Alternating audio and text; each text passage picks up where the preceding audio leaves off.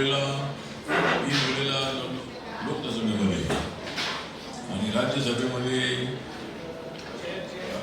3 वेळेला रिझर्वेशन देण्याच्या संबंधातला कायदा नवीन संसद भवन झाल्यानंतरच नरेंद्र मोदी सरकारने घेतलेला होता. त्यानंतर आता महिलांना सीट किती रिझर्व द्यायच्या या संबंधामधला निर्णय लवकरच होणार आहे आणि 16, 17, 18ला लोकसभेचं विशेष अधिवेशन बोलवण्यात आलेलं आहे आणि त्याच्यामध्ये मला असं वाटतं की 273 ज्या जागा आहे या जागा रिझर्व होण्याची शक्यता आहे आणि जवळजवळ 8 ते 16 जागा ज्या आहे या 8 ते 16 जागा लोकसभेच्या होणार आहेत.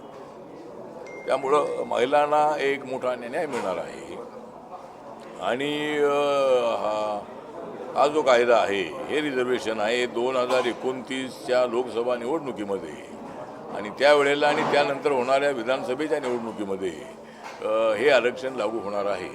त्यामुळं हा निर्णय अत्यंत ऐतिहासिक होणार आहे आणि नरेंद्र मोदी सरकारच्या माध्यमातून हा महिलांना फार मोठा दिलासा मिळणार आहे आणि लोकसभेची क्षेत्र इथे छोटी होणार आहेत आणि विधानसभेची क्षेत्र इथे छोटी होणार आहे. त्यामुळे हा निर्णय अत्यंत चांगला निर्णय होणार आहे, महिलांना न्याय मिळणार आहे.